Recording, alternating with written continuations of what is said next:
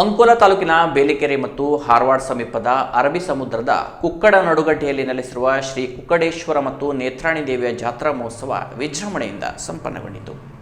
ಬೇಲಿಕೆರೆ ಮೀನುಗಾರಿಕಾ ಬಂದರಿನ ಜೆಟ್ಟಿ ಪ್ರದೇಶದಿಂದ ಸ್ವಲ್ಪ ದೂರದಲ್ಲಿ ಸಮುದ್ರದ ಮಧ್ಯೆ ದ್ವೀಪದಂತಹ ಭೂಪ್ರದೇಶವಿದೆ. ನಿಸರ್ಗ ನಿರ್ಮಿತ ಈ ಸುಂದರ ಪ್ರದೇಶದ ಸುತ್ತಲೂ ಸಮುದ್ರವೇ ಆವರಿಸಿದ್ದು, ಮಧ್ಯದಲ್ಲಿ ಕಕ್ಕುಡೇಶ್ವರ ನಡುಗಡ್ಡೆ ಇದ್ದು, ಗುಡ್ಡದ ಕೆಳ ಪ್ರದೇಶದಲ್ಲಿ ಗುಂಡು ಗುಂಡಾದ ಸಮುದ್ರ ಕಲ್ಲುಗಳು, ಇನ್ನೊಂದೆಡೆ ಭಾರೀ ಗಾತ್ರದ ಬಂಡೆಗಳು, ಮೇಲ್ಮೈ ಪ್ರದೇಶದಲ್ಲಿ ವಿವಿಧ ಜಾತಿಯ ಗಿಡಮರಗಳಿಂದ ಕೂಡಿ ಪ್ರಕೃತಿ ರಮಣೀಯ ತಾಣವಾಗಿ ಕಂಗೊಳಿಸುತ್ತದೆ. ಇಲ್ಲಿಗೆ ತೆರಳಲು ಡೋಣಿ, ಡಿಂಗಿ, ಪರ್ಷಿಯನ್ ಬೋಟ್ ಮತ್ತಿತರ ಜಲ ಸಾರಿಗೆ ಬಳಸಬೇಕಾಗುತ್ತದೆ.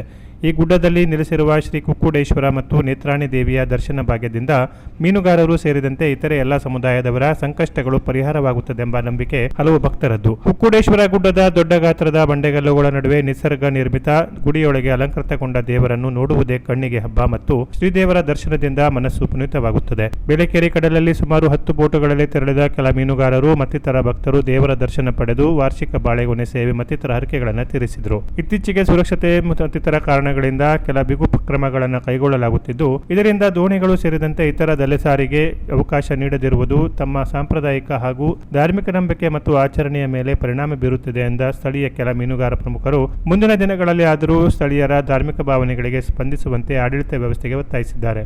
ಭಕ್ತಾದಿಗಳ ಸುರಕ್ಷತೆ ದೃಷ್ಟಿಯಿಂದ ಸರ್ಕಾರದ ನಿಯಮಾವಳಿಗಳು ಸರಿ ಅನಿಸಬಹುದಾದರೂ ಬೇಲಿಕೆರೆ, ಹಾರವಾಡ, ಮುದುಗ, ಬೆಳಂಬರ, ಮಂಜುಗುಣಿ ಮತ್ತಿತರ ಸುತ್ತಮುತ್ತಲ ಗ್ರಾಮದ ಬಹುಸಂಖ್ಯಾತ ಮೀನುಗಾರರು ಹಾಗೂ ಇತರೆ ಭಕ್ತರಿಗಾದರೂ ಮುಂಬರುವ ವರ್ಷಗಳಲ್ಲಿ ಸೂಕ್ತ ವ್ಯವಸ್ಥೆ ಕಲ್ಪಿಸಿ ಭಕ್ತಾದಿಗಳು ಬಂದು ಹೋಗುವಂತೆ ನಿಯಮಾವಳಿಗಳನ್ನು ಪುನರ್ ಪರಿಶೀಲಿಸಬೇಕಿದೆ ಎಂದು ಹಲವರು ಆಗ್ರಹಿಸುತ್ತಿದ್ದಾರೆ. ದೇವಸ್ಥಾನದ ಪೂಜಾರಿ ಮಂಜುನಾಥ ದೇವೇಗೌಡ ಹಾಗೂ ಕುಟುಂಬದವರು ಪೂಜಾ ಕಾರ್ಯ ನಡೆಸಿ ಸಕಲ ಭಕ್ತರ ಇಷ್ಟಾರ್ಥ ಸಿದ್ಧಿಗೆ ಪ್ರಾರ್ಥಿಸಿದ್ದರು. ಇಲ್ಲಿನ ಸಾಂಪ್ರದಾಯಿಕ ಮತ್ತು ಧಾರ್ಮಿಕ ಆಚರಣೆ ಮತ್ತು ಭಕ್ತರ ನಂಬಿಕೆ ಕುರಿತು ಮಂಜುನಾಥ ಗೌಡ, ಮೀನುಗಾರ ಮುಖಂಡ ಗಣಪತಿ ಬಾನವಳ್ಳಿಕರ್, ಗಜ ಮತ್ತಿತರರು ತಿಳಿಸಿ, ಸರ್ಕಾರ ಮುಂದಿನ ದಿನಗಳಲ್ಲಿ ಇಲ್ಲಿ ಹೆಚ್ಚಿನ ಸಂಖ್ಯೆಯ ಭಕ್ತಾದಿಗಳು ಬಂದು ಹೋಗಲು ಮತ್ತಷ್ಟು ಪೂರಕ ವ್ಯವಸ್ಥೆಯನ್ನು ನಿರ್ಮಿಸಿಕೊಡುವಂತೆ ವಿನಂತಿಸಿದರು. ನಮ್ಮ ಈ ಬೇಲಿಕೆರೆ ಇಂಡಿಯನ್ ಫಸ್ಟ್ ಕಡೆಗೆ ಈ ಪೊಲೀಸ್ ಎಲ್ಲ ಬಂದು ಒಳ್ಳೆ ಕೆಲಸ ಮಾಡ್ತೇವೆ, ಚಾವೆಲ್ಲ ಕೊಡ್ತೇವೆ, ಎಲ್ಲ ಒಳ್ಳೆ ಸಪೋರ್ಟ್ ಮಾಡ್ತೇವೆ. ಮತ್ತೆ ಇಲ್ಲಿ ಮುದುಗ, ಹರವಾಡ, ಬೇಲಿಕೆರೆ, ಬೆಳಂಬರ ಎಲ್ಲ ಜನ ಬರ್ತೇವೆ, ಒಳ್ಳೆ ಆಗ್ತೇವೆ. ವರ್ಷ ಪ್ರತಿಯಂತ ಷಷ್ಠಿ ದಿವಸ ಆಗ್ತದೆ, ಮಾಘ ಮಾಸ ಷಷ್ಠಿ ದಿವಸ ಆಗ್ತದೆ. ವರ್ಷ ಪ್ರತಿಯಂತ ಈ ರೀತಿ ಜಾತ್ರೆ ಆಗ್ತದೆ. ಈ ರೀತಿ ನಡ್ಸ್ಕೊಂಡು ಬರ್ತಾರೆ. ಆರಾಧ್ಯ ಮೀನುಗಾರರ ಆರಾಧ್ಯ ದೇವರಾಗಿರುವಂಥ ಕುಕ್ಕಡೇಶ್ವರ ಅಂತ ದೇವರು, ಇಲ್ಲಿ ಪೂಜಾರಿಯಾಗಿರುವಂಥ ಮಂಜುನಾಥ ಪೂಜಾರಿ. ಹಾಗೆ ನಾವು ಪ್ರತಿ ವರ್ಷವೂ ಈ ದಿನದಲ್ಲಿ ಬಂದು ಈ ದಿವಸ ಬಂದು ಪೂಜೆಯನ್ನು ಆಚರಣೆ ಮಾಡ್ಕೊಂಡು ಇರ್ತೇವೆ. ಭಾಳ ಮಂದಿ ಭಕ್ತರು ಬರ್ತಿದ್ರು ಮೊದಲು. ಈಗ ದುರಂತ ಅಂದರೆ ಕುರುಂಬಡಿ ದುರಂತ ಆದ ನಂತರ ಈಗ ಒಂದು ಭಾಳ ಜನ ಬರುವುದಿಲ್ಲ, ಸ್ವಲ್ಪ ಕಡಿಮೆ ಜನ ಬರ್ತಾರೆ. ಈ ಸಲ ಭಾಳ ಕಡಿಮೆ ಜನ.